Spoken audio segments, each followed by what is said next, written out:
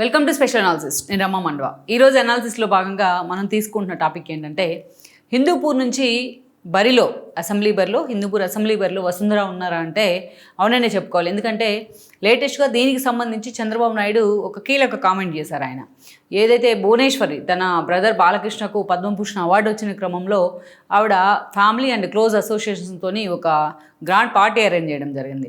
ఈ వేదిక నుంచి ఆ మాట్లాడే క్రమంలో చంద్రబాబు నాయుడు ఈ సీక్రెట్ని అయితే బయటపెట్టే ప్రయత్నం చేశారు. అప్పటి నుంచి కూడా నిజంగానే హిందూపూర్ రేస్లో వసుంధర ఉన్నారా, ఉంటే మరి ఇప్పుడు దాకా ఎందుకు ఆ దిశగా ప్రయత్నం చేయలేదు అన్న చర్చ ఉంది. బట్ ప్రయత్నం చేసినా చంద్రబాబు అటు బాలకృష్ణని ఇటు వసుంధరాని అక్కడ హోల్డ్ చేసే ప్రయత్నం చేశారన్న చర్చ కూడా ఉంది. అయితే ఈ ప్రశ్నలన్నిటికీ కూడా ఆయన ఆ వేదిక నుంచే హింటిచ్చే ప్రయత్నం కూడా చేశారు. అయితే నిజంగానే బాలకృష్ణ ఈ రోజున హిందూపూర్ నుంచి వసుంధరాని ఎందుకు బరిలో దించాలనుకుంటున్నారు అనేది మనం తప్పకుండా తెలుసుకోవాలి. అయితే ఎప్పుడైతే చంద్రబాబు నాయుడు నోట్లోంచి ఇలాంటి మాట వచ్చిందో, సో హిందూపూర్ మీద అదేవిధంగా వసుంధరాని అసెంబ్లీ నుంచి బరిలో దించడం మీద బాలకృష్ణ నిజంగానే ఆయన ఇంట్రెస్ట్ ఉన్నారనే ఆసక్తి కూడా బయటకు వచ్చింది ఈ టోటల్ ఎపిసోడ్ ద్వారా. ఇక్కడ మనం చూసినట్లయితే హిందూపూర్ కాన్స్టిట్యున్సీ ఆ ఫ్యామిలీకి ఒక కంచు కోటది, నందమూరి ఫ్యామిలీకి ఎన్టీఆర్ దగ్గర నుంచి హరికృష్ణ దాకా రిప్రజెంట్ చేశారు. ఆ కాన్స్టిట్యున్సీ నుంచి అనంతపురం జిల్లాలోనే ఒక టిపికల్ కాన్స్టిట్యున్సీ హిందూపూర్ అనేది. సో హిందూపూర్ అంటంతోనే ఎవరికైనా నందమూరి అభిమానులకు గుర్తొచ్చేది ఎన్టీఆర్ అండ్ ఆయన ఫ్యామిలీనే. సో అలాంటిది బాలకృష్ణ ఎప్పుడు డే 1 నుంచి కూడా ఆయన తన తండ్రి రాజకీయ అరంగేట్రం దగ్గర నుంచి అటు సినిమాల్లో బిజీ అవుతూ వచ్చారు. ఆయన నట వారసుడుగా ఆయన అరంగేట్రం చేశారు. డైలాగ్ డిక్షన్ కావచ్చు, తెలుగులో ఆయన మాట్లాడే ఒక ఉచ్చారణ కావచ్చు, అలా ఆ స్థాయిలో తనకంటూ కూడా ఒక ఇండివిజువల్ ఇమేజ్ అయితే క్రియేట్ చేసుకున్నారు బాలకృష్ణ. అక్కడి నుంచి మనం చూసినట్లయితే టీడీపీకి అవసరమైనప్పుడల్లా అటు తన తండ్రి సమయంలోనైనా తన తండ్రి చేతుల్లోంచి తన బావ చంద్రబాబు నాయుడు చేతులకు పార్టీ వచ్చిన క్రమంలోనైనా బాలకృష్ణ టీడీపీ కోసం తన వంతు సాయం అందిస్తూ వచ్చారు. లైక్ మనం చూసినట్టయితే అవసరమైనప్పుడల్లా టీడీపీ కోసం ప్రచారం చేయడం కానీ, లైక్ మనం చూస్తే 2009 ఎన్నికల సమయంలో ఆ రోజు యువగర్జన పేరుతోని గుంటూరు వేదికగా మహాసభను నిర్వహించడం కానీ ఇలాంటివన్నీ చేశారు. కానీ ప్రత్యక్ష ఎన్నికల్లో బాలకృష్ణ పాల్గొన్న సందర్భం అయితే అంత లేదనే చెప్పుకోవచ్చు. ఇక అక్కడి నుంచి మనం చూసినట్లయితే ఎప్పుడైతే తన బావ అయిన చంద్రబాబు నాయుడుకి తన కూతురు ఆయన కొడుక్కి చంద్రబాబు నాయుడు కొడుకు లోకేష్కి తన కూతురునిచ్చి వివాహం చేశారు. ఆ తర్వాత పర్టికులర్లీ రాష్ట్ర విభజన సమయంలో బాలకృష్ణ పూర్తి స్థాయిలో రాజకీయ అరంగేట్రం చేయాలనే ఆలోచన ఆ పార్టీ నుంచి వచ్చింది, చంద్రబాబు నాయుడు వైపు నుంచి వచ్చింది. ఈ క్రమంలోనే మొదటిసారిగా ఆయన హిందూపూర్ నుంచి పోటీ చేయాలని నిర్ణయించారు. అక్కడ అబ్దుల్ గనీ లాంటి వాళ్ళు ఎమ్మెల్యేలుగా కూడా పనిచేస్తున్నారు. చంద్రబాబు నాయుడు వాళ్ళని కన్విన్స్ చేసి మరీ బాలకృష్ణని హిందూపూర్ నుంచి బరిలో దించారు. 2014 ఎన్నికల్లో బాలకృష్ణ మొదటిసారి హిందూపూర్ నుంచి పోటీ చేశారు. అక్కడి నుంచి గెలిచారు. పార్టీ అధికారంలో కూడా వచ్చింది. ఒకవైపు చూసినట్లయితే అటు మల్టీ టాస్క్, ఇటు బాలకృష్ణ సినిమాల్లో బిజీ కావడం కానీ, ఎట్ ద సేమ్ టైం మనం చూస్తే బసవతారకం క్యాన్సర్ హాస్పిటల్ చైర్మన్గా తన వంతు కర్తవ్యాన్ని నిర్వహించడం కానీ, at the same time unstoppable లాంటి షోలతో తనకంటూ ఒక individual platform, individual image create చేసుకోవడం కానీ మనకు తెలుసు. సో అలాంటి బాలకృష్ణ మరోసారి 2019 ఎన్నికల్లో కూడా పార్టీ అధిష్టానం ఆయనకి హిందూపూర్ టికెట్ కేటాయించింది. 2019 ఎన్నికలు అంటే అది నిజంగానే టీడీపీకి ఒక గడ్డు పరిస్థితి ఎదుర్కొన్న సిచ్యువేషన్ ఉంది. అలాంటి సిచ్యువేషన్లో సైతం రాయలసీమ నుంచి కేవలం 3 మాత్రమే అసెంబ్లీలో అడుగు పెట్టగలిగారు. అందులో ఒకరు బాలకృష్ణనే, ఒకరు బయాల్ కేశవ్ అండ్ చంద్రబాబు నాయుడు. సో అలాంటి బాలకృష్ణ ఆ టైంలో, అలాంటి టిపికల్ టైంలో కూడా హిందూపూర్ నుంచి ఆయన ఎమ్మెల్యేగా గెలవడం జరిగింది. అందుకు కారణం ఏంటంటే హిందూపూర్ వేదికగా బాలకృష్ణ చేపట్టిన కార్యక్రమాలే. మౌలిక వసతులు కావచ్చు, అక్కడ వీటన్నిటి విషయంలో నిధులు ప్రభుత్వం వైపు నుంచి అయినా, అదేవిధంగా ప్రభుత్వం ఏదైనా సరే నిధులు రప్పించుకోవడంలో కానీ, అదేవిధంగా ఎన్టీఆర్ ట్రస్ట్ నుంచి బసవతారకం క్యాన్సర్ హాస్పిటల్ నుంచి అనేక విధాలుగా అక్కడ సేవలు అందించడం కానీ నిజంగా ఒక మోడల్ కాన్స్టిట్యున్సీగా మార్చారు హిందూపూర్ని బాలకృష్ణ. అందుకే ఆ ప్రజలు కూడా బాలకృష్ణను ఓన్ చేసుకున్నారు. ఇక మనం చూసినట్లయితే మొన్నటి ఎన్నికల్లో అయితే నిజంగానే ఒక టిపికల్ సిచ్యువేషన్ ఉంది. చావో రేవో తేల్చుకోవాల్సిన పరిస్థితి టీడీపీకి ఎదురైంది.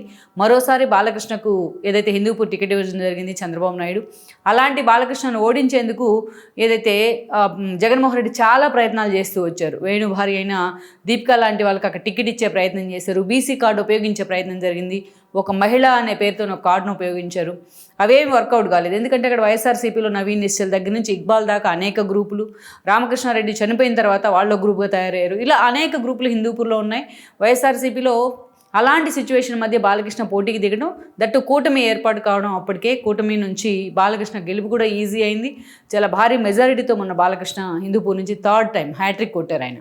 అయితే ఇక్కడే ఒక ట్విస్ట్ ఏంటంటే ఎప్పుడైతే బాలకృష్ణ మొన్న పోటీలో నిలబడ్డారో అంతకు ముందు నుంచే అక్కడ వసుంధర పోటీ చేస్తుందనే ప్రచారం చాలా సీరియస్గా జరిగింది. ఎందుకంటే 2019 ఎన్నికల్లో ఆవిడ అక్కడ ప్రచారం చేశారు. అండ్ మొన్నటి ఎన్నికల సమయంలో బాలకృష్ణ ఇందాక మనం చెప్పుకున్న యాక్టివిటీస్తో ఆయన చాలా అటు సినిమాల పరంగా కావచ్చు, మిగతా ఇష్యూస్తో ఆయన బిజీ అయితే కాన్స్టిట్యున్సీ మొత్తాన్ని తను ఓన్ చేసుకున్నారు వసుంధర. ఆ స్థాయిలో కాన్స్టిట్యున్సీలో పనిచేశారు ఆవిడ. అటు మీడియాతో కూడా అంత అద్భుతంగా మాట్లాడుతూ వచ్చారు. కానీ ప్రాక్టికల్గా వచ్చేటప్పటికే బాలకృష్ణ అనే పోటీలోకి దిగడం జరిగింది. ఈ విషయాన్ని చంద్రబాబు నాయుడు నిన్న ఏదైతే బాలకృష్ణ కోసం భువనేశ్వర్ ఇచ్చిన పార్టీ వేదికగా మాట్లాడారు. టికెట్ తనకొద్దు వసుంధరకి ఇవ్వాలని బాలకృష్ణ ఎప్పుడు అడుగుతూ ఉంటారని కూడా ఆయన మాట్లాడడం జరిగింది. But at the same time ఫ్యామిలీకి ఒక టికెట్ మాత్రమే అంటూ కూడా అక్కడ చంద్రబాబు నాయుడు సెటైర్లు కూడా వేస్తున్నారు బాలకృష్ణ మీద. అయితే ఈసారి వసుంధరకి ఇవ్వండి అంటూ కూడా బాలకృష్ణ వెంటనే కోరడం జరిగింది. అయితే ఇక్కడే చాలామందికి వస్తున్న అనుమానం ఏంటంటే, ఇప్పటికే బాలకృష్ణ మూడు సార్లు గెలుచున్నారు. ఆయనకు మంత్రి పదవి ఎందుకు ఇవ్వలేదన్న కొంత అసంతృప్తి అయితే ఆయన అభిమానుల్లో ఉంది, నందమూరి అభిమానుల్లో ఉంది. కానీ చంద్రబాబు నాయుడు ఏది చెప్తే దాన్ని కరెక్ట్గా ఎగ్జాక్ట్గా ఫాలో అవుతుంటారు బాలకృష్ణ. మంత్రి పదవి విషయంలోనూ ఇంకో విషయంలో ఆయన ఎప్పుడు కూడా రిగ్రెట్ అయిన సందర్భం అయితే ఉండదు. అయితే ఇక్కడ చూసుకున్నట్లయితే బాలకృష్ణ ఆ స్థాయిలో తన భార్య వసుంధరని అక్కడ ఇంప్లాంట్ చేయాలని ఆలోచించడం వెనుక కూడా కొన్ని కారణాలు ఉన్నాయి. ఒకవైపు చూస్తే ఆయన సినిమాలో ఆయనతో పాటు ఉన్న కాంటెంపరీ హీరోస్ కంటే భిన్నంగా సినిమాలో బిజీ అవుతూ వస్తున్నారు, వరుసపెట్టి సక్సెస్లు ఇస్తూ ఉన్నారు. ఇంకొక వైపు ఆయన చేతి నిండా ఇప్పుడు సినిమాలో ఉన్న పరిస్థితి ఉంది. ఇంకోవైపు చూస్తే బసవతారకం క్యాన్సర్ హాస్పిటల్ బాధ్యతలు చూస్తూ ఉన్నారు. ఇంకోవైపు చూస్తే అన్స్టాపబుల్ లాంటి షోలు చేస్తూ పూర్తి స్థాయిలో తన కూతురును కూడా అందులో ఇన్వాల్వ్ చేయడం జరిగింది. ఇంకోవైపు చూసినట్లయితే ఇప్పుడు కొత్త తరం హీరోలు ఎవరైతే ఉన్నారో శర్వానంద్ దగ్గర నుంచి విశ్వక్సేన్ వరకు వీళ్ళందరినీ కూడా జొన్నలగడ్డ సిద్ధు దాకా అందరినీ ప్రమోట్ చేస్తూ అటు ప్రీ రిలీజ్ ఈవెంట్స్కి కూడా వాళ్ళ మూవీస్కి వెళ్తూ వాళ్ళని ప్రమోట్ చేస్తూ అంతే స్థాయిలో ఆయన ఏదైతే సినిమాల్లో కూడా బిజీ, ఇతర ఫంక్షన్లో కూడా బిజీ కావడం జరిగింది. ఈ ఏజ్లో కూడా ఆయన ఒక బ్రాండ్ అంబాసిడర్గా సాయిప్రియ కన్స్ట్రక్షన్స్ మొదలుకొని వేగా జ్యువెలర్స్ వరకు ఈరోజు ఆ స్థాయిలో ఆయన బ్రాండ్ అంబాసిడర్గా కూడా బిజీ అయి ఉన్నారు. సో అలా ఈ స్థాయిలో బాలకృష్ణ బిజీ అయిన కారణంగా ఈరోజు తన భార్య వసుంధరని అక్కడి నుంచి బరిలో దించితే ఎలా ఉంటుందన్న ఆలోచన జరుగుతూ వస్తుంది. ఆ క్రమంలోంచి వచ్చిందే హిందూపూర్ నుంచి వసుంధర బరిలోకి దిగబోతుంది అనేది. సో ఈ విషయంలో అటు చంద్రబాబు నాయుడు కూడా గ్రీన్ సిగ్నల్ ఇచ్చినట్టు నిన్న ఆయన మాటల ద్వారా మనకు అర్థమవుతుంది.